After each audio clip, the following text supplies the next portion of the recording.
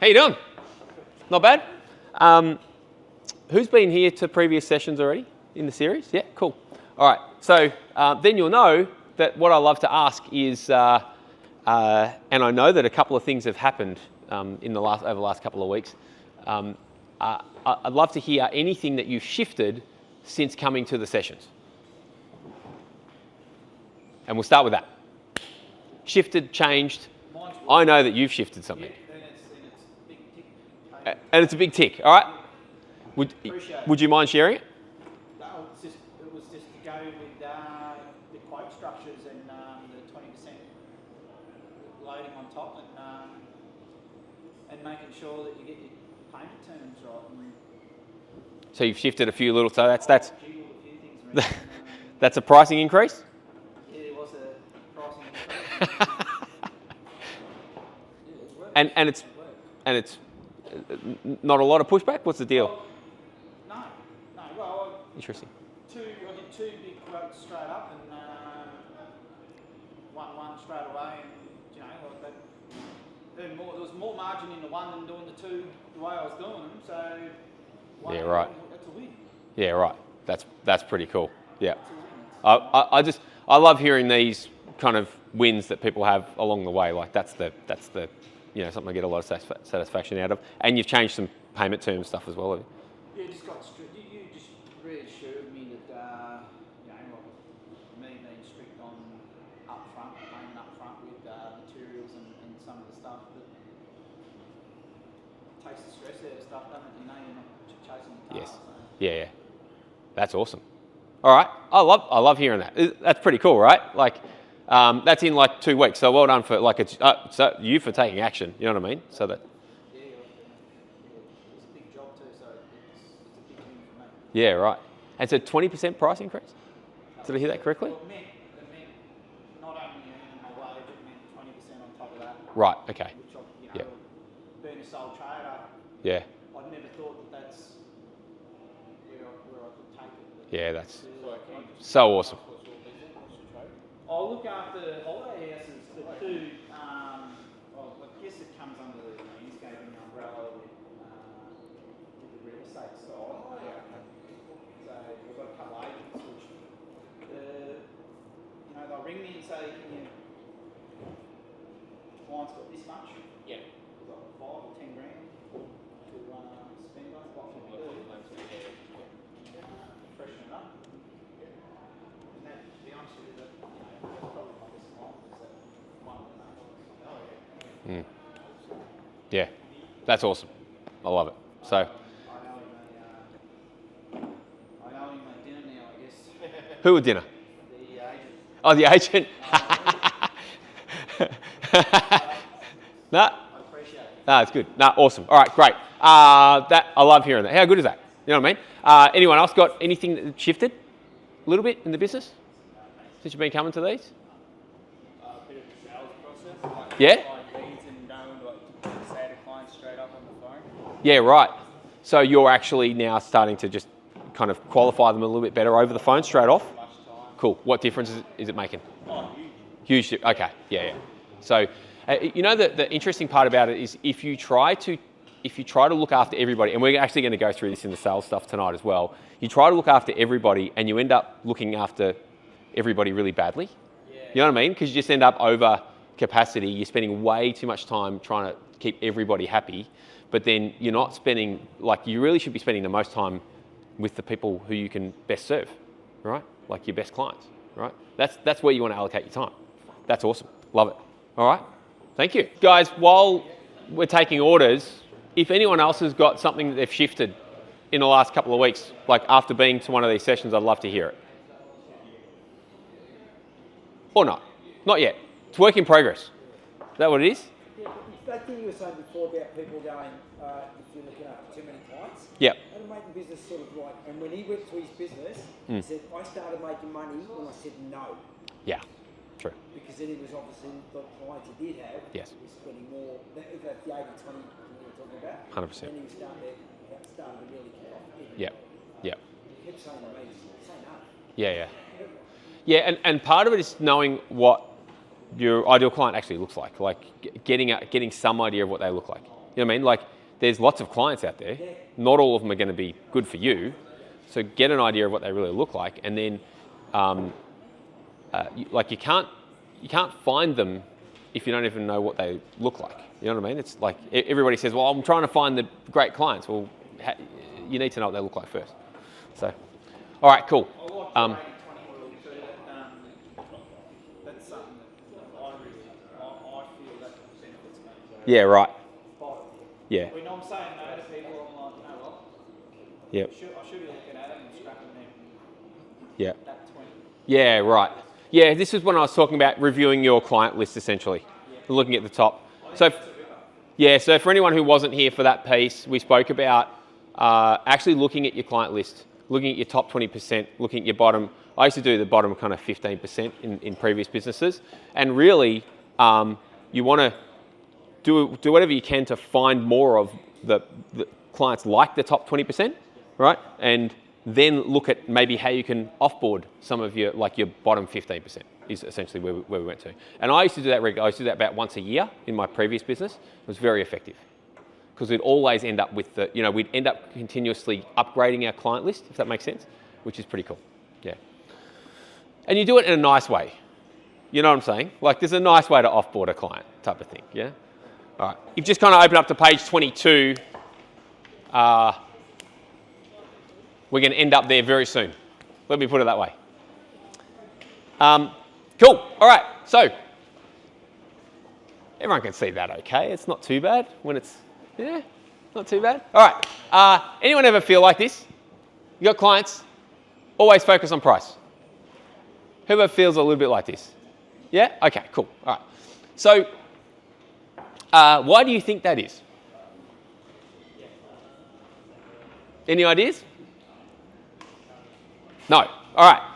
So in that, something I say often these days is, in the absence of anything else to focus on, we always focus on price.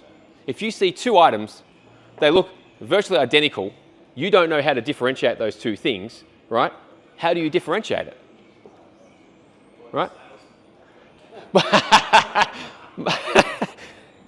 True, right? But if it's sales, then that would have differentiated them for you.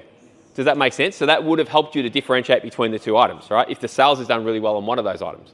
But if the sales is equivalent, so if everything about them is equivalent, you've got two different items, comparing literally apples with apples, right? You're not going to go and pay twice as much for one apple compared to another apple when you go to the grocery store, right? It just doesn't make sense, right? And so in the absence of anything else to focus on, we always focus on price. And that's, and so this is the reason, and so then the question is, right, what are you giving them to focus on? Right? So in other words, if you look at the way that you quote, you put together a quote, right? What's in your quotes? Oh, by the way, who still calls them quotes? Who does quotes? Okay, the majority, okay. Who calls them something else? Estimates. Estimates, yeah, okay, cool. Yeah, all sorts of different. Proposals, yeah, cool. Cool. All right, so what were yours, sorry? Proposals, yeah, cool. So the reason this always comes up, and I talk about quotes, is because, and it depends on who you're dealing with, by the way, right? So if you're dealing directly with the consumers, right? I want you to have a think about this. Well, one shift that you can always do if you want to get an answer to a question about your potential clients, right? Put yourself in their shoes, okay? And so if you think about the word quote, right? And if you go and think about your competitors, and then think about their website, right? Think about all your competitors, think about their website, right? There's generally two words that are on most people's websites. Think about your competitors. What are those two words? Free quotes, right? And so here's the deal, right? Quotes have zero value. Why is that? Because your customers have already been educated that quotes are free. So if something's free, if everyone's giving it away for free, it has no value. Hey, is it all right if I put in an order as well? Steak. I already know. Just whatever the steak that was there, please. Let's go medium rare. Is there a pepper? Awesome. Done. How good's that? During a presentation, I've just ordered my dinner. That's the first time I've ever done that. So that's the quote conversation, right? And so then one of the things, so for builders, for instance, like builders are a really good example, or normally struggle to get paid for quotes, right? And the problem is, a big part of the problem is that they're called quotes. If you're trying to get paid for something that everybody thinks should be free, that's a tough one. So if you at least shift the language a little bit and put something more into it, that's aside from just a quote, which we're going to talk about now, right, then maybe you've got a chance, right? And I've actually shifted a lot of builders from not being able to charge for quotes to actually being charged for that stage. It's no longer called a quote as such. Make sense? Cool. So what are you giving them to focus on? So if you think about your quotes or your proposals or whatever it is, right, what's in there? Scope? 100%. Like everyone's got that, right? It's like what are we actually supplying, right? Scope or goods or whatever it is, right? What else is in there? Price. Cool. Perfect. And what else is in there? Reviews. You got reviews in yours? Yeah. Love it. Photos of past work. Love it. Photos of past work. Reviews. What's that? Delivery time? Okay, so you're putting some things in there. Who else has got reviews in there? In their quotes? Ah, right.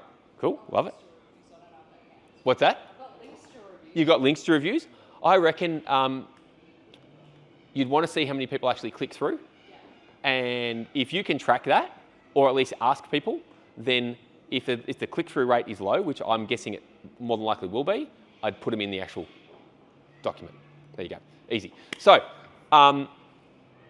there you go. There's a really quick win. Because, think about it, right? So if people are coming back to you and they're focused on the price, literally, most quotes that I've seen, before I start working with people, they're just, this is what we're supplying, this is the installation or whatever, this is the labour, and here's the price. Right? There's literally nothing else to focus on. Literally nothing else. And then there's not much sales process to go with it. Right? So before, and it's a good point, right? If there's a good sales process to go with it, that might upgrade the value. Does that make sense? Right? And so, let's talk about a couple of things. So reviews, definitely. Testimonials, and same kind of deal, right? But again, they'll be in the actual document, right? What else can we put in there for them to focus on? About the business. About the business, yep. Perfect. You got heaps of stuff in your, right? This is standard. How long's the document? Like it's just a proposal, like without giving the whole detailed scope of works. I think I've got about 10 pages. Perfect, right. So it's a decent amount of information so they can see more, right? The cover page as well. Cool. Yeah, perfect. All right, awesome, right? So all of a sudden, so people must have something else to be able to focus on if you want to take their focus away from price at all. It's not as if they won't still say, I still want good value, right? Price is a component of value. There's no getting away from that, all right? But you need to get them focused on something else to some degree. Cool? All right, love it. Let's keep moving. So, I have this concept that I call, well, actually, I've got a framework I call the front stage selling system. Oddly enough, I'm not doing it tonight, but it's the concept is get front stage, right? So think about this. You guys have all been to a live performance, right? Yeah? Was it good? Recently? Good? Not bad? Oh. No, not good. What's that? Haven't been to one lately. All right. COVID kind of shut them down for a bit. But most of you guys have been to a live performance at some stage, right? Which was hopefully good. Fair to say? Right, cool. So maybe it's a band, maybe it's any sort of live performance. I want you to think about this, right? So you go into this live performance, you pay quite a bit of money to go for an hour or two or whatever it is, that amount of time, and you sit with probably a whole audience of other people, right? And there's a whole lot of stuff that goes into getting these events together. Is that fair to say? Like you've got ticketing. Someone's got to make sure you get the seats are allocated, right? Potentially, someone might even take you to the seats in some events, right? What else have you got? You've got probably lighting, probably audio, all these things going on. Traffic control out the front. I didn't even think of that one. That's great, right? So all this stuff is happening, right? So when you booked your ticket and you're going to that show, why did you do it? To be entertained, right? Yeah, that's a great answer, right? Any other reasons? Anyone else want to volunteer an answer? Oh, by the way, like this is about us doing it together, right? I explained it in the first one, but for anyone who hasn't been to these before, I think you get the idea, right? This is the more you guys bring to this, the better it is. It's that simple, right? So what else?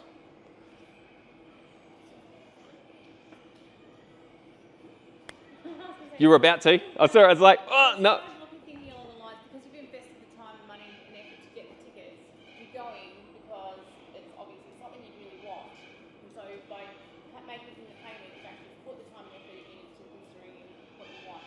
If you had another band down at the road on the same night, maybe for less, but it's not a band you want to see, Yeah. you're going to go to them, you're going with who you're, like, you've got that investment going. That's true. So is that like, Yeah. it's not value? Well, it is, but to me, okay, so it definitely is, right? So to me, I guess what I'm trying to get to is the value is in what? So yes, it is. It's like where do you find the value in booking for a live performance, right? In the performance, right?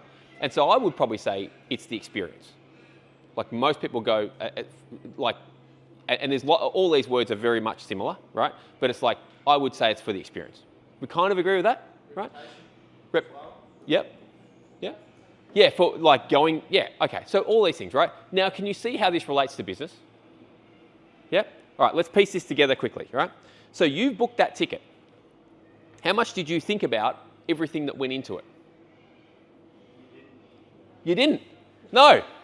Isn't that funny? Right? Booked himself. Right. So how cool is this, right? So let's think through this. So you didn't even think about that. But the number one, so when I ask most builders or most tradies, what's the thing that differentiates you from your competitors, right? What do you reckon the number one answer is that I get? Quality, right? Yeah. And cost, hopefully the cost isn't the thing because that means you're probably too cheap. But it's like, but quality is the number one answer that I get. It's like, we do the best quality work, right? Now just have a think about that other discussion we just had about how you make decisions to buy things. Right? The quality of the lighting was not what you went for. The quality of yes, the quality of the experience, I get that, right? But the quality of the experience that you're giving your clients is not in what you're providing, is not in your products and services. Make sense? The quality of the experience is in their purchase experience. It's in the way that you treat them throughout that purchase experience and during and after the purchase, right? It's all there. Make sense? So this is a bit of a shift because, like I said, pretty much every builder or tradie, I ask them what's the number one kind of difference. They're like, we do the best quality, all right? And the problem is, I'll tell you the other problem with that, in terms of trying to differentiate with that, is that everyone else is saying it. So if they're saying it and you're saying it and the next person is saying it, you can't all be the best quality, right? That's the reality, right? What is there? There was something I heard. I'm going to get the numbers totally wrong, but it was like a bunch of guys they surveyed them to ask them, are you above average looks or below average looks, right? And I think it's something like 80% of them said I'm above average, which that's an impossibility, right? You can't have 80% of people above average, right? So, and I think, but it's the same kind of principle that's applying here. We all think that, hey, and we think the quality is the most important thing to the client. What's most important to the client is probably something to do with the experience, something to do with your reputation, something to do with all these other things. Make sense? Communication is what they're all trying to sell on. What's that? Communication. Communication, yeah. Like just by communicating well, you're probably already in the top 20%. Right? Go. But I think when you're saying the experience, Yep. for what people's experience would be, so it would have to be personalised for everyone. Like for you, it's communication. For someone else, it's something else. Or the combination of all of that. But you have to, you really need to tailor the experience every time. When you say tailor, you mean? So, depending All right. on who comes to you and they say, this is what I want. Yep. Well, then you actually have to listen to what they want. Absolutely. Be able to, sell the experience. Okay, love it. Love it. What was your business again? I forgot from the first week. I'm actually a bookkeeper Oh, okay, cool. in the construction industry. Cool. But Yep. my husband is a plumber and Okay. I obviously do all this stuff. cool. Okay, so yes, tailor the experience, right? I agree with that. Here's the deal, right? So do you tailor that by just kind of trying to figure out what the process is to get there each time individually? Right. So I guess the way that I would think about this is we build out frameworks, okay? And so everything can operate within the framework, because at the end of the day, there's certain questions that you need to ask. There's certain things that you need to cover off on pretty much on most jobs. And it's like, if we don't need to ask that specific question, then you just skip it. You know what I mean? But if you've got a framework, so think about this. There's 2 sales processes you can run in your business. I guarantee you, there's 2 sales processes. They're yours and there's your clients, right? And your client's process is going to suck. It's that simple, right? And the reality is, you should have gone through this probably tens, hundreds of times, whatever it is, right? So that the best person to know the right process should be you, right? And I'm talking, when I say you, I mean all of us, right? It's like the best person to know the process is the person who's running the business, or the person who's running the sales process, theoretically, right? Clients are not good at running sales processes. They're just not. Has anyone ever let their client run the sales process? No. Guarantee you've given them control, too much control at some point in time. No? Okay, cool. I had one client. Yeah. And he came and he said, because they deal a lot with China, he said, oh, we need local connection, blah, blah, blah. I said, oh, no worries. So I did my best to accommodate all his needs. And in the end, he sort of almost had an argument. Yep. And he left and he cancelled all his quotes. I learned something from that. Yes, that's it, right? And that's pretty much exactly what happens generally when you let the client run the process. Yeah, cool. All right. Hopefully I've answered your question, maybe? Was there a question there? Yes? Okay, perfect. All right, awesome. Let's get into some stuff. So page 22, let's talk about, has anyone here heard of BANT before? I reckon there might be a couple of people in the room, may have. No? Okay. It's only been around since like the 1960s or something like that, so it's fairly new.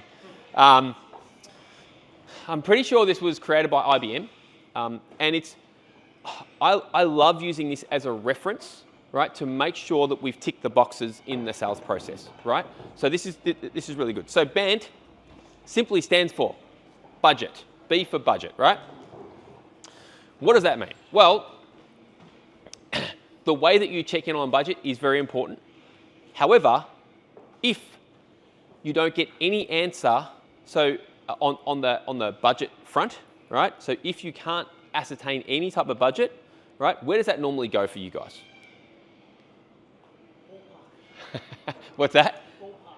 Yeah, so you can ballpark it, but that you end up with some sort of like you're giving them the budget at that point in time. You're saying, because you're giving them the ballpark. Like if I give them a ballpark, say 15, 20,000, and then they say already, oh, it's too much, so it's it. You're done. Yeah, correct. Yeah. Yeah. And so then you have confirmed their budget's not within the ballpark range. Yeah, cool. And so what again, to kind of go back to that other point, it's like, like the worst clients are generally the ones who say, oh, I don't know how much it's going to, like, just you tell me how much it's supposed to cost, and it'll be what it's going to be. And it's like, how does that go? I work with a lot of builders and trades already. I know how it goes, right? And you guys know how it goes as well. So you need to confirm that. I will say this, with budget, the best way that we found to confirm a budget, ballparks are good, right? And depending on the stage that you're at, sometimes it's just like to make sure that you're having the conversation and continue the conversation with the right person. Sometimes that's necessary, and it depends on the process, right? The best way we found to do it is to use a ballpark range, use a budget range, I should say, not a ballpark range. So and ballpark range as well, actually, I must admit. But generally, it's like you're trying to confirm a budget range. So instead of trying to, so if you ask the question, "What's your budget?" just don't do that, right? There's much better ways to do it, right? Who's asking that? Like, what's your budget? Okay, right, cool. All right, let's see if we can shift that. So, yeah, okay. Yeah, so it's like it's a really difficult question, because again, if you put yourself in their shoes, right? You say, well, you're supposed to be giving me an idea of how much this will cost. You know what I mean? So asking them what the budget is generally like, it can be confronting for them, and then they, guess what? You know what your clients are thinking, don't you? 100%. That's exactly, and all of them are thinking that, right? So what we do is we just shift it. It's like, all right, do you have a budget range in mind for this project, right? Something like that.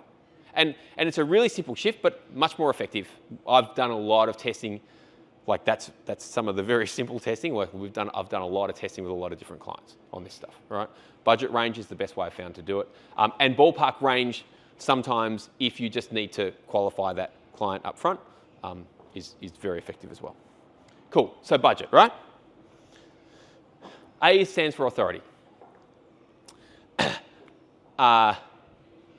And these are just check-ins. So the beauty of this is when I'm working with someone, like I can just say to them, did you confirm this? Did you confirm the qualifying criteria? Did you confirm the band? Did you go through that, right? And so this is really easy to remember. There's only 4 words, right? So authority, right? So what do we mean by authority? Well, we're talking about the person with the authority to make the decision, okay? Who is that generally? Let's just say you're dealing directly with the client. Who is that person generally who makes decisions for you? I can see the smile going on here. From the information I've received, it's usually the female of the household that makes the decisions. Yep. Right. So from what from like the feedback that I get, it's probably 80-20 or maybe 70-30. Like it's in that kind of range somewhere. So mostly the women kind of, dealing with most of this stuff, whether it's a build or just a smaller job or something like that, and generally just making the decision. Now they'll obviously go back and hopefully they actually talk with the husband if they've got one, right? But it's like so there'll be communication theoretically, but most of the time they're the ones you're dealing with, right? So this becomes interesting because your job is that you need to identify the person with the authority, or maybe it's both of them, right? That can be tough, by the way, really tough. If you've got multiple people with the authority, all trying to make decisions, that's a tough one. All different opinions, yeah. There was a builder I work with, and I think he had 5 different people trying to give him, instruction, and that quite obviously didn't work. That had to get shut down pretty quickly, right? And so, but you want to make sure that you're speaking with that person with authority, right? And your job is then to identify, do I have the person? So in other words, if the person with the authority is the female, is the woman, right? Then make sure that you're including her in the discussion, basically, right? Like she's the main person in the discussion. If the person with the authority is someone else, then make sure they're including them. Make sense? Really simple, okay? Do you reckon this, can you guys use this? I hope so, because it's actually really effective. Yep. All right, cool. What's the next one? Need. All right, so this is really simple, right? Need. And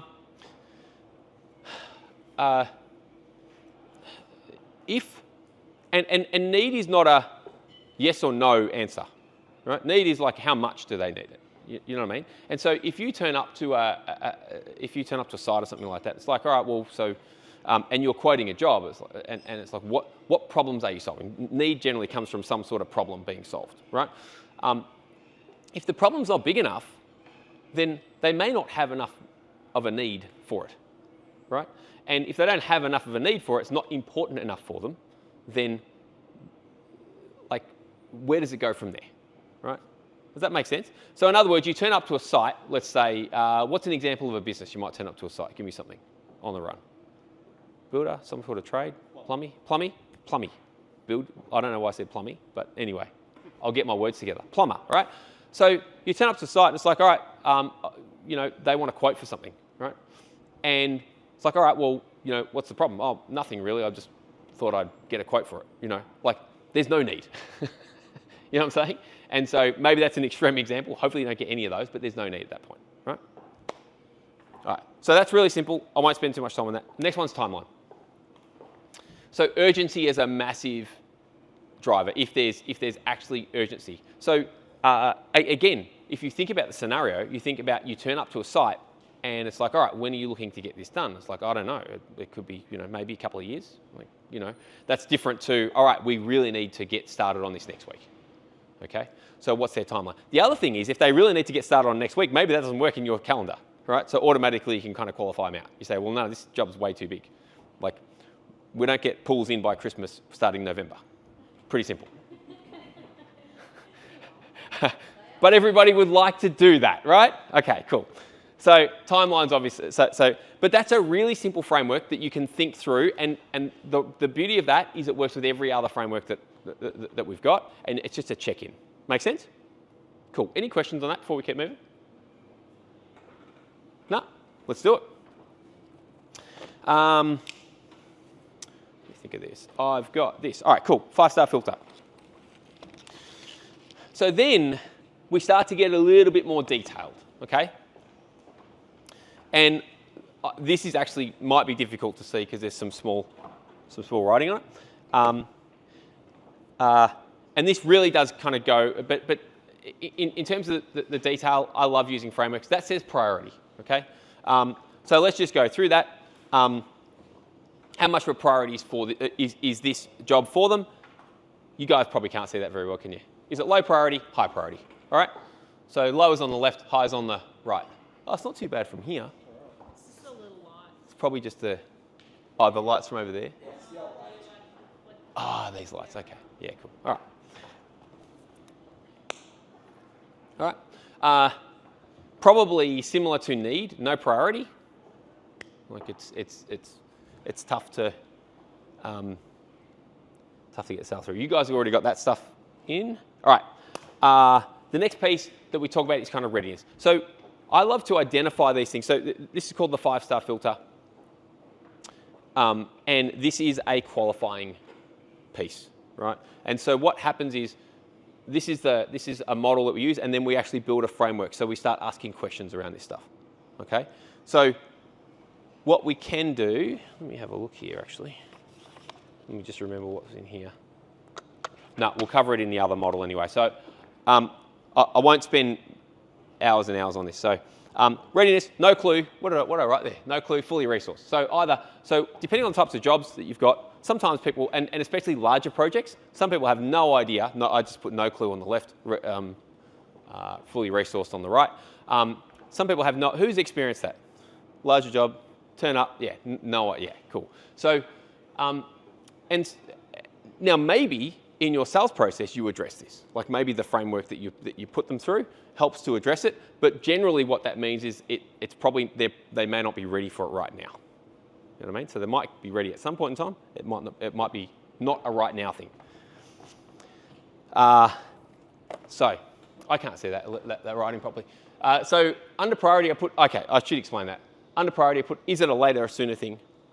How much urgency is there around it? So that goes back to timeline, and then what's the level of importance, okay? And we kind of talked about that in the need section of the BANT.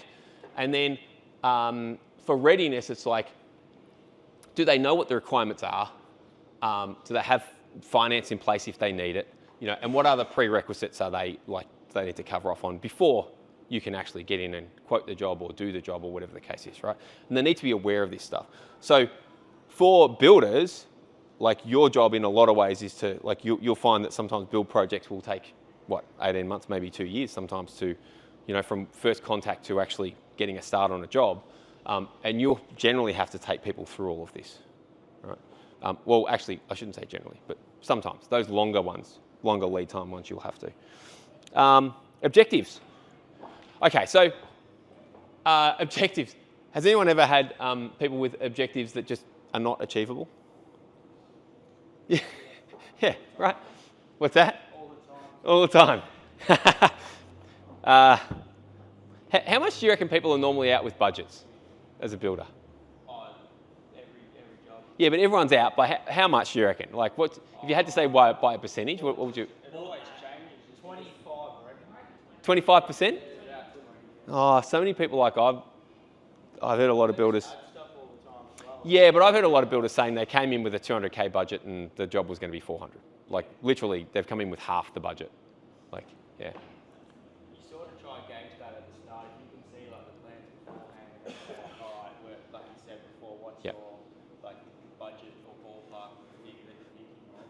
Yep. Like you say, if they go 200, you can see the job just by looking at the page and saying like that's not a 200 grand job. Yeah. Like, is this something that you'd be willing to? Are you getting finance? Those type of Yeah, right. Okay, cool. so that you know Yeah. you're not wasting too much time. Yeah. That's yeah, absolutely, yeah. Yeah, and actually, I probably should see if I can include some questions, some ideas for actual questions that you guys can ask to cover off on some of these. So we'll go through that as well, I think. So objectives normally have something to do with speed, price, or quality, right? It's what are they trying to achieve, and normally it's going to end up in those 3 areas. So how fast they need it done, and you know what's that saying about speed? It's like you can have it fast, you can have it good, Cheap, and fast. something like that. Yeah. You can only have two. You can only have 2. You never get all 3, right? So normally it's going to have something to do with that. Expectations. So this gets a little bit more subjective for you guys, right? And what are expectations? Are they unreasonable or realistic? And I know it's a little bit more difficult to define what does that actually mean here, but you guys know what that means, don't you? You've dealt with people with expectations on both sides. Is that correct? Yeah, right. Okay, cool. Right. And so with expectations, we might be talking about timeframes, which goes back to the speed. We might talk about what are they reasonable requests? They put in a request for something. Is that reasonable? Do they ask you to turn up at 2 a.m. in the morning to inspect something, or I'm hoping no one's ever done that unless it's an emergency plumbing job or something like that. And value. What are their expectations in terms of value? Right. That's an interesting one as well. And the last one, which you can see, is attitude. And again, it's subjective, right? I place a lot of value on attitude in terms of team members. I've got more going up. There we go. And when we talk about attitude, anyone here read 7 Habits of Highly Effective People? Ooh, there we go. One person. What's that? It's on you. Oh, it's ready to go. It's a good book. It's been around for a very long time. It's really good, and it's very principle based. I like it. Okay. So in that book, Stephen Covey talks about different. I can't remember what the actual habit was. It's just win-win. It's just what's that? Is it sort of like that, Atomic Habits? No, nothing like it.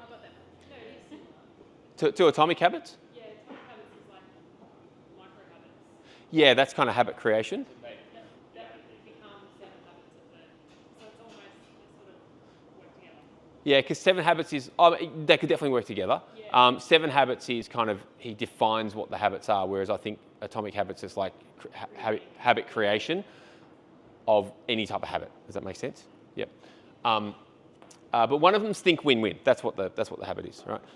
And it's like, and so there's generally 3 kinds of scenarios: lose-lose, which is not good for anybody; win-lose, which is not good for one side; and win-win, which is good for both sides.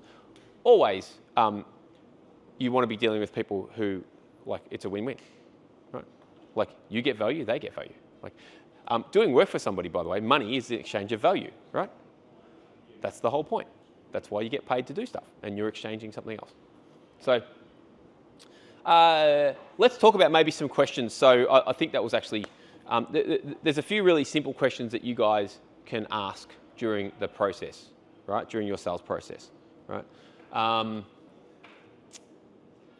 Let's talk about this. Actually, before I do that, is there any questions on any of this? No? Cool. All right. Questions that you can ask. Okay. So who here has some sort of documented sales process already? 1, 2. Okay, cool.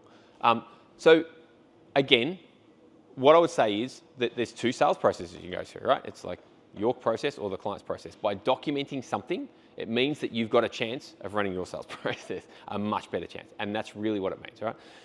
Then it also means that you can test and measure certain conversations. So as much as you have to, you have to, the sales, each sales conversation is not going to be identical, right? It's going to be different with each client. However, it's going to be very much the same process, right? So in other words, you might ask very similar questions. You might reach similar kind of, benchmarks or whatever. You want to, there's certain things you want to build into every sales conversation. Does that make sense?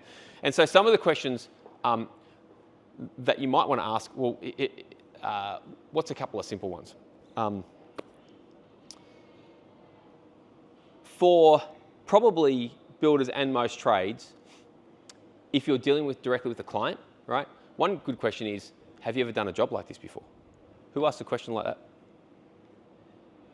No? Okay, cool. Why do you reckon a question like that might be effective? Goes to show that they've got experience and they're familiar with the processes and what any hold-ups or anything like they've got an idea of how it all might unfold. Yep. So you're immediately kind of gauging what their experience is, right? All right. Let's think about. There's two main answers to that question, right? There's yes or no, right? So in the case that they say no, then that tells you something. Fair to say? It tells you they've got no experience and you might have to kind of take them through the process a bit more. Yeah? What happens if they say yes? Ask their experience. What's that? You ask them their experience, but what does that tell you? Because it also tells you something immediately. What does it tell you? The other person didn't work out. Whoa, I know. That's like, I think you're being hopeful there, right? That's an assumption. It definitely tells you that might be the case. No, they're going to have expectations. They will have expectations. I agree with that. And it might be that the other person didn't work out. But what about if the other person did work out? Then you quote against someone. They're still going to have expectations, but you're just quoting against someone else. Does that make sense? So by you guys asking it, that's a really simple question, right? And so that way you know if you're just simply supplying a quote for them to compare to. Because if they've done the job, if they've done something like that before, and it's like, well, why aren't you using your previous supplier, whether it's builder, plumber, electrician, whatever it is, right? Why aren't you using those guys? And they'll either give you the story about how those guys went wrong, hopefully, if you dig deep enough, right? And they'll tell you what you need to do differently. Or they'll tell you that those guys are actually quoting on the job, the same job as you. It's like, well, hang on, why have you got me here for?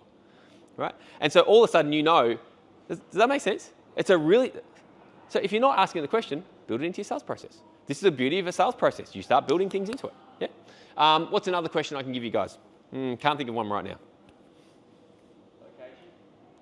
Location? As in where are they? Where are you based? Yeah, where are you based is definitely a question. Yes.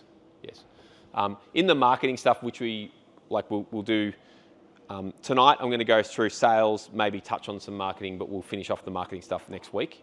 Generally, I kind of go a bit deeper and into the sales stuff, like sales and marketing. We do a little bit of time management at the end. All right. So, all right. I might move on. I'll think of some other questions through the other stuff. Has that been helpful so far? Yeah. Cool. Can you guys use that question? 100% you can. Yeah. 100%. Yeah. I'm not going to worry about that stuff. So, all right. The next model. Oh, no, I was going to get you guys to do, let's run this exercise. This is fun. This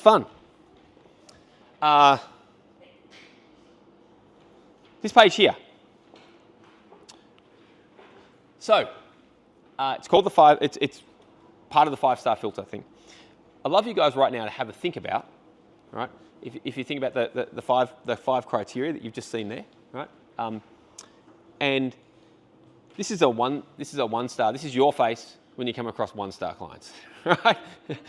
This is like maybe 3-star-ish, right? And this is your 5 stars, right? Happy, smiley, all that type of stuff, right?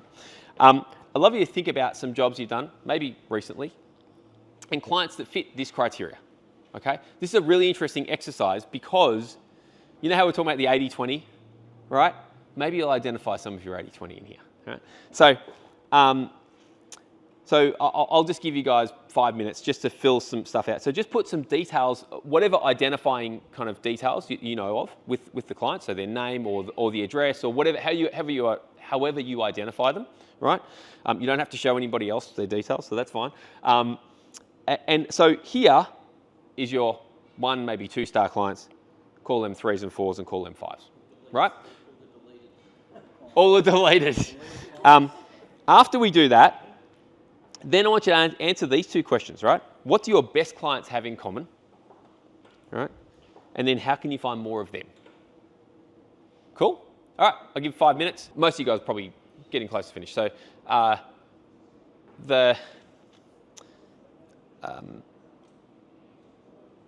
Okay, let me start with an example. I had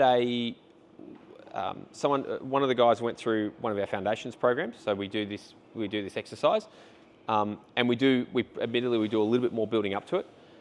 But when in the answer to that question, how can you find more like them?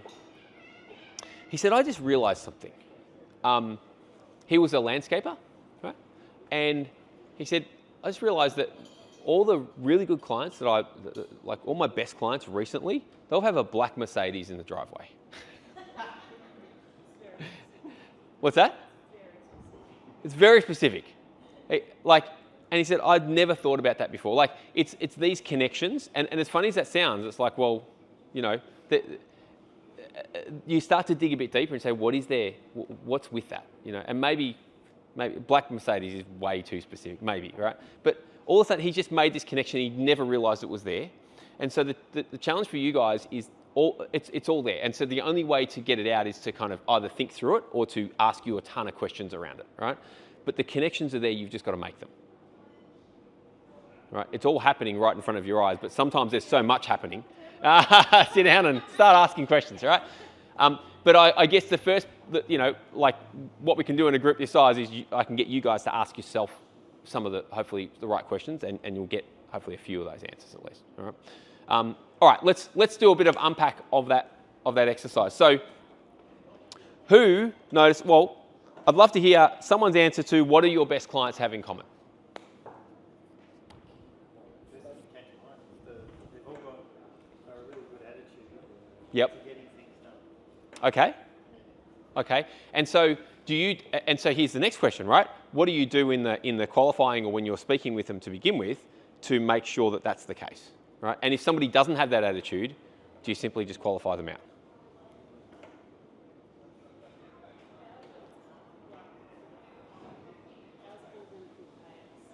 Okay. Really good payers. Okay. All right. Cool. I think you were still thinking of answering something there, so I'll let you finish that first. Yeah, no, that's tough. Like, I guess sometimes you spend 10 minutes on the phone. Like, some people can talk really good, Yes. but they're not specific about what the need is. Okay. So okay, they're not specific about what their need is. All right.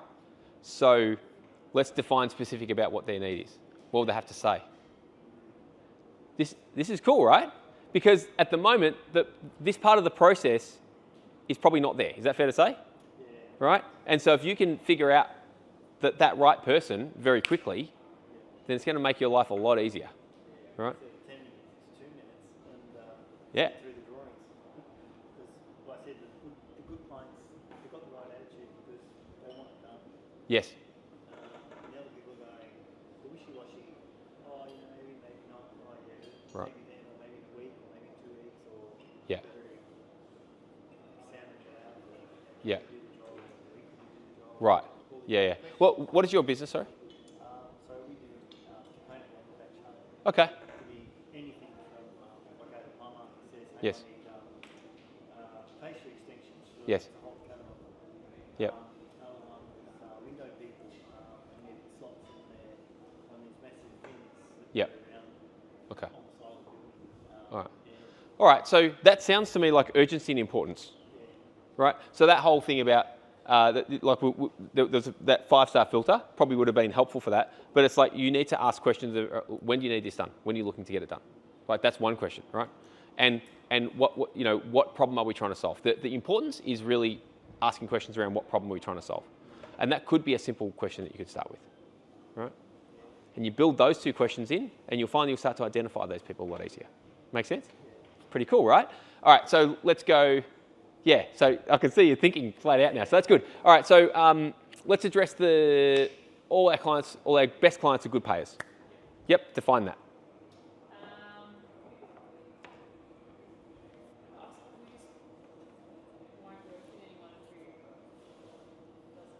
Yep, but occasionally do they slip through and they, like to get one job done? It could be like an odd invoice, Yep. but not like a upfront. So are all your clients good payers or your best clients are good payers? No, all the clients. All your clients are good payers. Okay, cool. All right, what are your payment terms? Sorry? What payment terms are you running? 14 days. Okay, cool. Does that mean they would pay in 7? They will pay about 10. Okay, Yeah. we'll pay about 10. Okay, that's pretty good. Best one's paying The best one's the CAD.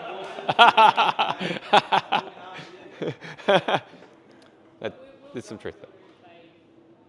Right, if they're If they're trying to do 30 a month or something. yeah, right. Okay, cool. And so maybe that's why all of your clients are the ones who pay, because you just simply don't work with the ones who don't pay. Yeah, But we've had some try yeah, and, say that they're restructuring and yeah, say to them, oh, well, thanks, but no thanks. And they're like, oh, wait on. yeah. So they still pay for 20 days. Okay, yep. Makes sense. It works both ways though. If you've got trades working for you, Yes, you pay them pretty much straight away or whatever. Yes. They'll drop other jobs to come work for you because Yes. you're going to get Yep. them done. 100%. It's a two-way street. yeah. Everyone gets looked after. Yeah, cool. That's cool. I think it's really valuable to get people to unpack stuff, right? So, anyone else got an answer to that question? What was it? Unpacking it pretty quickly though is what comes in a bit before. It's qualifying. If you get 100%. the structures in your first conversations right with Yeah. qualifying, so you're going to find all the good ones. I agree. What I would say is that you then need to define what does a good qualifying process look like, and that's the thing that I see a lot of people struggling with. It's like, all right, what questions do I need to ask, right? And so by identifying where what the really good clients have in common, what the not so good ones have in common, right? All of a sudden you can structure your sales process to qualify the right ones in and qualify the wrong ones out. Does that make sense? And what most people don't do is define what is a good one, what's a not so good one. Because then your questions can't be aimed at doing much at all, right? They're just aimed at kind of getting a sale. And if you're just getting a sale, then you're trying to get every sale, which means you're getting, if you're trying to get every sale, that means you're getting the good ones and the bad ones. Make sense? So, yeah? So don't you do that when you're first, basically, it's usually, it'll come to you, so phone call, email, whatever they're like. Yep. So away back from that first phone call, Yep. you're vetting them to find out their criteria. Yeah, 100%. So there should be a fit both ways. So in general, like a really good, kind of business relationship, if you like, which there needs to be a fit both ways, right? So, and going back to that framework, win-win. It's actually really simple, right? And so if you can identify this looks like it could turn into a win-lose situation, and you're the loser. Even if you're the winner, it's not going to work very well for anybody. You know what I mean? If it's not win-win, I would say get out of there. That's my approach. Yeah, cool. Yeah, awesome. All right. Anyone else got something that would be good to share here? That's a weak way to ask that question. Who else would like to share something? Go. I'm actually a mortgage broker, but What's that? Oh, yeah, right. Mortgage broker. Okay, cool. but I think this relates to everyone. Yeah. Someone who can collate their documents in a timely manner. Yeah, okay. So they can really 100%. tell you 100%. And so is that relating back to the mortgage broking or just in general? Yeah, it is for you. Okay. Yeah, so it's a really good point.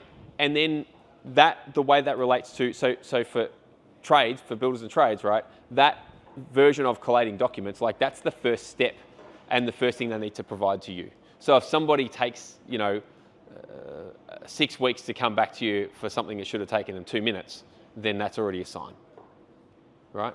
I think that's kind of what we're talking about there. Is that right? Because collating the documents, it is a bit of work, I've got to admit. But if they're really, the other thing there is urgency and importance, right? It comes back to the need bit, how much of a problem they're actually solving. If it's not a big enough problem, they're going to take their time getting their documents together. They're going to take their time getting their plans together, whatever that is. Yeah? Cool. All right. Shall we move on to the next piece? Was that helpful? That kind of got a bit out? Yeah, cool. Let's do it. So,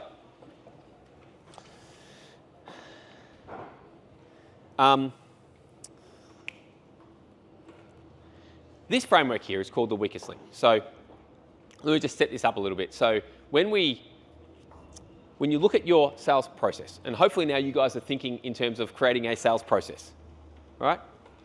Yep, hopefully, all right? The more people that walk out of here and go, I'm just going to put a set of, by the way, a sales process in the beginning never looks pretty, right? A set of bullet points is fine. This is what our process looks like. It can look really ugly. You should see when this stuff, when this stuff comes out of my brain, right? It's like scribble on a, on a page somewhere, all sorts of notes. It looks pretty ugly, right? And you can get it to look pretty decent over time, right? So the first version of most things doesn't have to look great. Cool. All right. So hopefully when you see a sales process, the weakest link is all about, generally there's going to be, at least one or two links that you can strengthen up, right? So it's like, where do people actually drop out of that process? And or where do you need to be dropping people out of the process? Like where are your weak links to be able to improve the process? So let's look at this. So when we talk sales process, there's actually only three main stages in a sales process for us, right? There's qualify, quantify, and quote. Can you guys relate to that? Qualifying we already know about because we've been talking about it. Quantifying, right? That's the actually figuring out exactly what needs to be done, maybe getting ballpark estimates done, stuff like that. And then there's the quote stage, right? By the way, that's the only place that you'll see me put quote, right? And because I couldn't put qualify, quantify, proposal, basically. It just doesn't make sense. Okay? Cool. So, you guys can all relate to that? Yep. Before that, connect and nurture. We connect with our clients. There's various amounts of nurturing required depending on what you're selling. If you're a builder, maybe lots of nurture, right? Larger projects, maybe lots of nurture. Smaller, $200 job, probably not much, right? Maybe a couple of minutes over the phone. And then there's, after you quote, hopefully you convert, and then the amplify stage, it's just a word that I use. It's like, for every job, imagine if you could, like for every 10 jobs, imagine if you could get an extra 2. Or imagine like do they actually need something else where you can upgrade them or something like that. That's the amplify stage. Does that make sense? Right. So, what am I going? Oh, you guys probably will not. There's a whole lot of words here. Connect is about curiosity. So they're curious about whether you can actually help them, what type of thing. Nurture, they're looking at your capability. So generally they want some kind of context in terms of, are these people actually capable? Can they help me, right? Qualify is about compatibility. Now, I just spoke about fit both ways, right? It's got to be a fit for me, fit for you type of thing, right? Compatibility. Quantify, and by the way, you can relate, like, throughout the process, you can, like, there's bits of this that need to be in the entire process, right? So, like, I see confidence at quantify stage, right? They need to be confident that they're dealing with the right person. You can actually do the right job and help them. But then, like, confidence needs to be built in throughout the process, is what I'm trying to say. It's not, doesn't just apply at that stage, right? But it probably applies more at that stage than any other one. Certainty, quote, commitment, conversion, and amplification is all about choice. And I'll explain more about that soon. So I'm going to keep unpacking. The big mistake that we see at the connection stage is that we make a poor first impression. That's what that word says, right? Anyone ever experienced that before? Poor first impression at that, like that initial stage? And then what happens? You take your business elsewhere. That's what that says, right? Poor first impression, take business elsewhere. So we want to make sure that we're making a really good first impression. I think that kind of goes without saying for most people, especially you guys in here. But if we make a poor first impression, they'll take the business elsewhere. At the nurture stage, the mistake we see here is inconsistent or low value nurture. So in other words, if it's particularly for larger jobs, you want to be in contact with them semi-regularly, at least. It might be, so for instance, I've got builders, and generally the rule is once every 2 weeks to check in with a potential client, right? And so less semi-regularly, because otherwise, they'll lose interest, right? And probably also take their business elsewhere or just fall off completely. Yep. This will start to get interesting soon. At the qualify stage, big mistake, we lose control. Remember how I said there's 2 sales processes, right? If you lose control, I can repeat any of the words up there. I know it's a bit small. We like to work with much bigger projectors normally, but this is not happening tonight. So if at the qualify stage, if we lose control, they will take over and they will run their sales process. Really, really simple, right?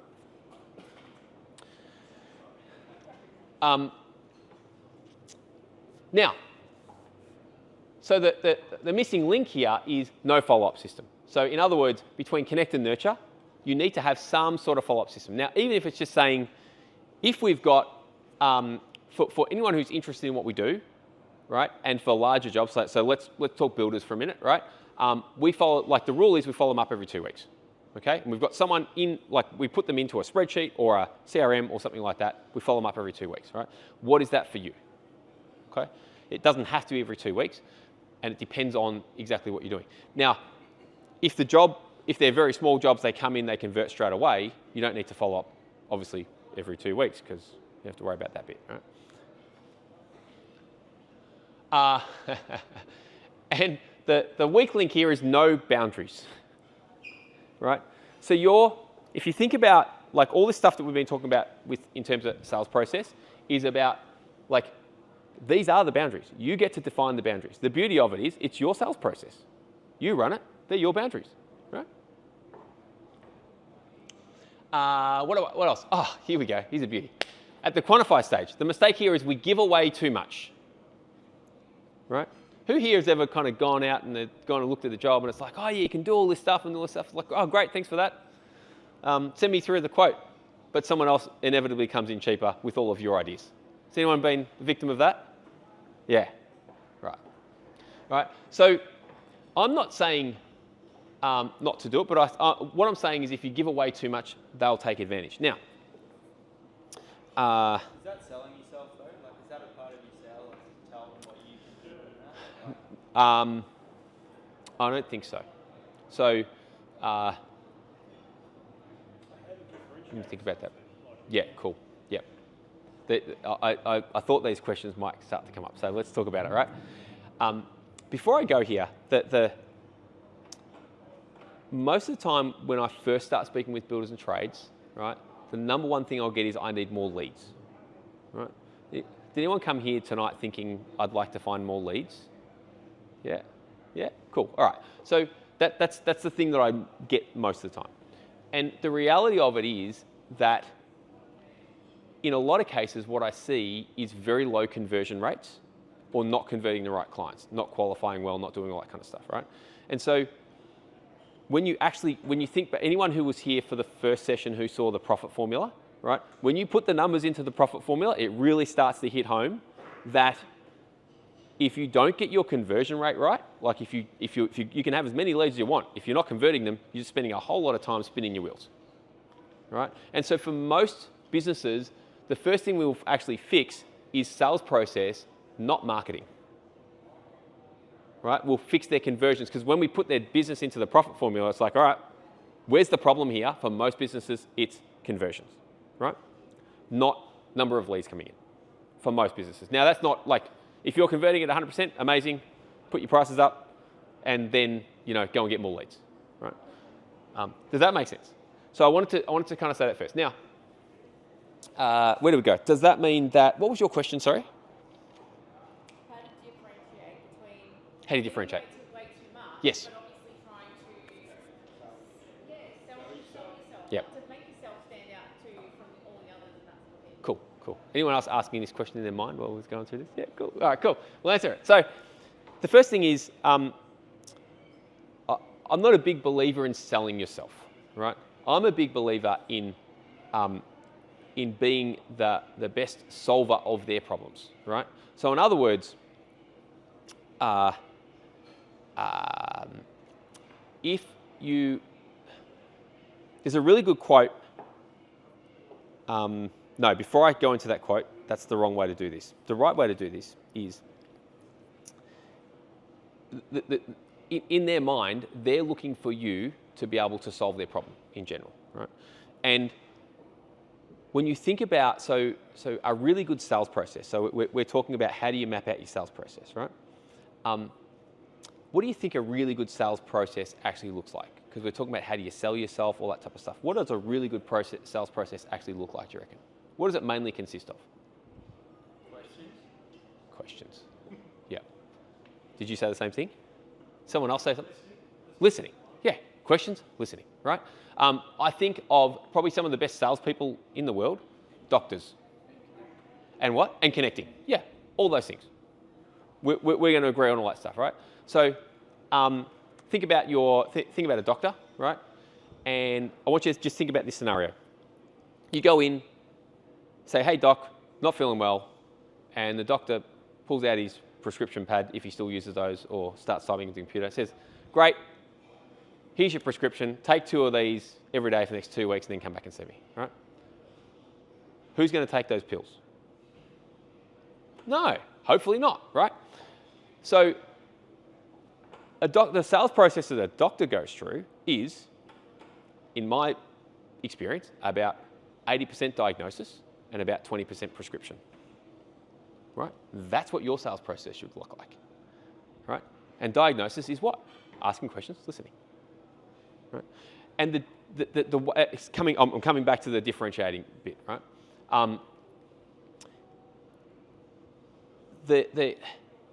Have you ever had those clients and it's like they just don't get it, they just don't understand? Who's had those clients? Right, cool. Right. I love asking these questions because I kind of already know what the answer is going to be, right? Here's the shift. They need to feel understood, right? This will differentiate you, right? And there's a couple of other things that will. But they need to feel understood. So in other words, you go through, you ask all these questions, you do all this diagnosis. Right? And here's a really simple, it's not a trick, here's a really simple kind of thing that you can include at the end, right? Once you've gone through and you've asked all the questions, you've got all the answers, go through all the main points and repeat it all back to them.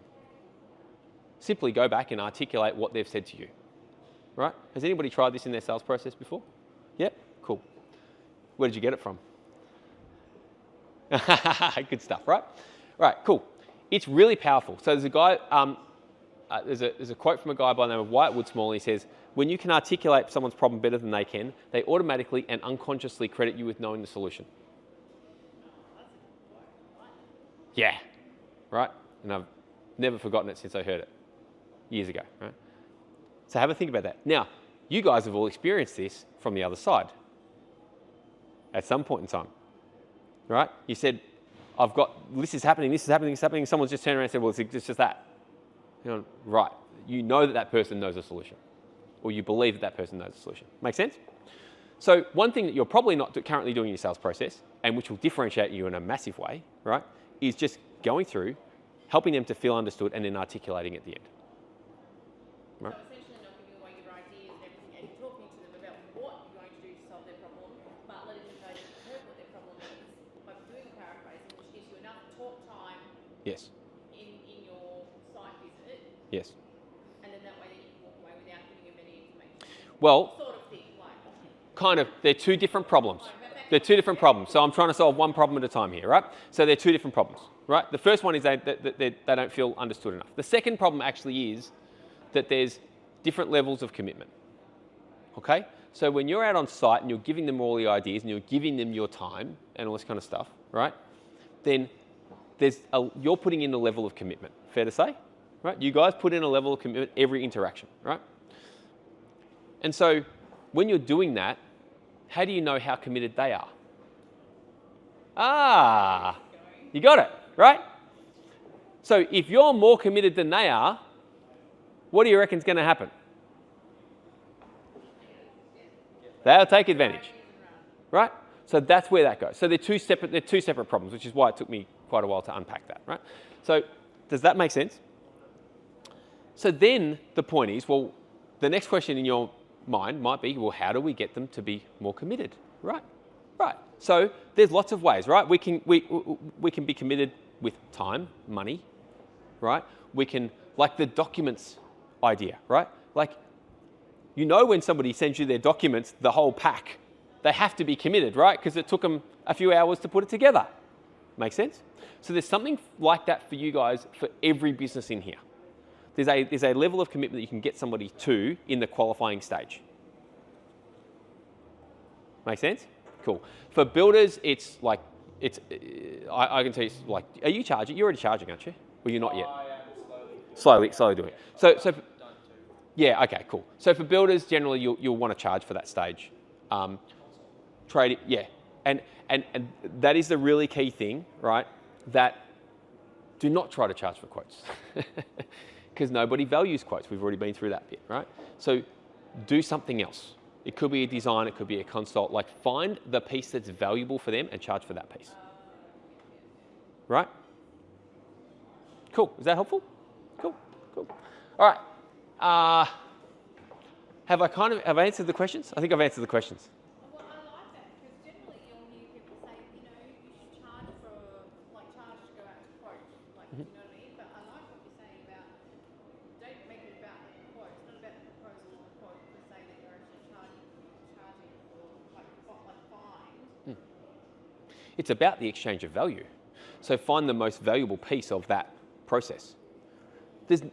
When you think about it, there actually is no value in you telling somebody how much it's going to cost. Right? When you really think about it, it's like, would you pay for somebody else to tell you it's going to cost you this much? Not a chance, right? So you've got to find the thing that is valuable within that process. Right? And so for builders, well, here's something really interesting. The most expensive thing in a quote for a builder is generally the stuff that's missing. Right? That's why you wouldn't go for a free quote over a really well put together paid quote, because if it's the lack of detail that's going to cost you money, right?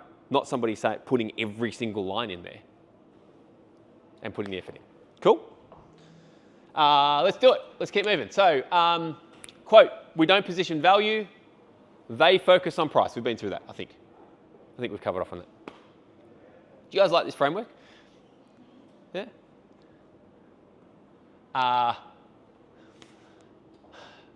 Convert, leave open loops.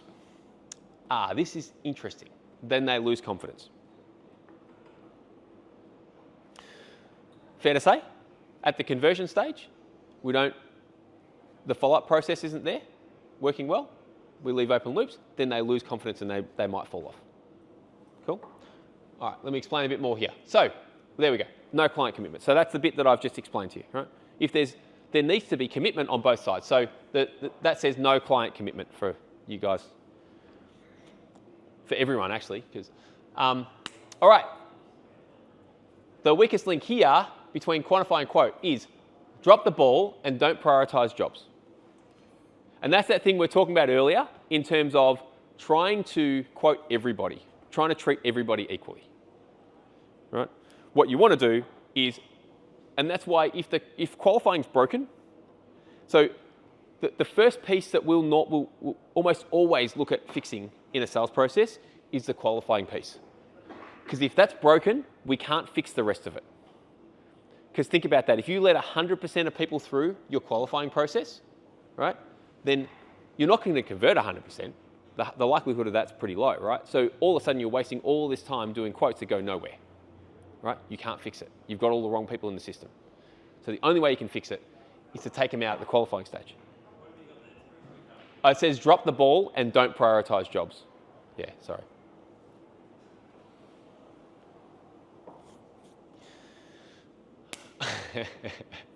The weakest link here between quote and convert is that says dump and run. What do you reckon I'm talking about there? Quote, and then go. You know the funniest part is it's like I hear, oh that guy, those guys ghosted me. You know, I gave them the quote and then they ghosted me. It's like, all right, well, tell me about that process, right? So you gave them the quote and then what did you do? Oh, I called them back like 3 weeks later just to check in. Who ghosted who? You gave them a quote. And then you called them back 3 weeks. Like they didn't ghost you. You ghosted them first. Does that make sense? So let me give you a little tip there. There's no rule that says you have to wait till after you deliver a quote before you follow up? Right? There's no rule. In fact, there's not a lot of rules in business, provided other than, don't break the law type of thing, right? There's a whole lot of rules that we seem to abide by that aren't real rules, right?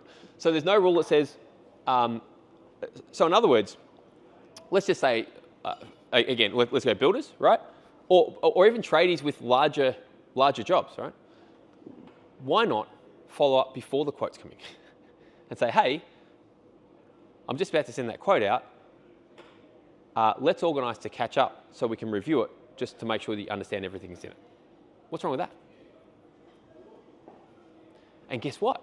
Maybe less people will ghost you. Right? Whatever you do, if you leave it in their hands and they're sitting there trying to figure out what this quote means for 2 weeks, and then they'll call someone else to help them to figure it out. And guess who that someone else is going to be? Your competitor. Make sense? So it's just little shifts. There's so many little shifts you can make. Go. Something you said before as well was to say, like, I'll follow up with you in a week's time so 100%. you can get back in contact with them. Yeah, absolutely, Rather than waiting definitely. for them to contact you. Correct. Because we're in control when we're asking the questions. True. Absolutely correct. There's nothing actually wrong with handing over control occasionally, by the way. There really isn't. Like, in a sales process, one of the things I teach is to hand over control. Like, we get pretty nuanced with sales processes, and it is actually a very good idea to make sure you hand over control and give them the opportunity to at least feel like they're in control of part of that process, right? Because if they feel like they've got zero control, then that's a problem too. Does that make sense? You've kind of gone too far in one direction. So what have we got here? If you don't set the expectation, then, in other words, if you don't ask, so that says don't set expectation to, if you don't ask, then they won't know. So if you don't ask for a referral, if you don't ask them if there's anything else that they want with that job, if you don't ask them if they want certain options, they just won't know, right? What is this steak knives? Yeah. Is that Dano's Direct or something? What is that? Probably don't ask like that, but I think that's it for that framework. Any questions on that? Oh yeah, I reckon we might be able to do that. Yep. I reckon we might be able to do that. Yeah, cool. Yep. Any other questions? What's that? You know where to find them? Yeah. Oh, well, it's being recorded as well, by the way. And so in the recording, it will be in there as well. Yep. And we'll email out we're getting the recordings put together. Ooh, it's that time. All right. Any questions? Because I'm hungry. All right. No other questions? No? All right. Is that helpful, that framework? Before you guys start eating, I'd love to know, what's one thing that you've heard tonight that you think you can take away and use? Actually, let's do this. Can we hang off eating for 2 minutes? Is that okay? I know how good it smells. Yeah, right. Don't worry, we won't let it get too cold. What page is this? Oh, it's at the beginning. At the start of the workbook, there's this page here. All right. I'd love you guys just to fill in from key points from what you've got tonight, key points, insights, and any action items, and then maybe we'll do a couple of items. So it's on page 4. You spend 1 minute doing that. That'd be awesome. How did you go? It's just the following up, which is something I started doing more this week, something we used to do all the time. Got busy and, thought it's not as important as it once was. Yeah. Where I'm realising that follow-up really pushes people to make that jump into 100%. conversion. Yeah. So just, and how often are you kind of, or how long before you follow up? I'm trying to do it within a week. Yeah, okay. Yeah, cool. Yeah, I'd say you could probably even follow up earlier. I think we tend to make assumptions on behalf of other people. Who else has done that, right? We've all done that, right? And the reality is that it's unlikely that they'll be offended. They've asked you for a quote. right? And it's unlikely that they'll be offended if you actually follow up and say, I just want to make sure you got it and that everything makes sense. True. If anything, they'll be thankful. If, hopefully, yeah. And so actually, and we also know that the most likely time for someone to actually buy your stuff to convert from that quote is within like the shortest space of time, as in 24 hours, right? And so if you can follow up within that 24 hours, if you can do that, I know you've got a lot to do, but if you can do that, put that on your to-do list and get that, like that's what I would suggest. Yep. Cool. Awesome. Thank you. Who else got one to share? Go. Pre-qualifying. Yeah. Yeah. 100%. Yeah. And they're just like a few simple questions will help you a lot. You'd be surprised how much, right? Yeah, 100%. Yes. And you need to go as deep as you possibly can into figuring out what problems you're solving.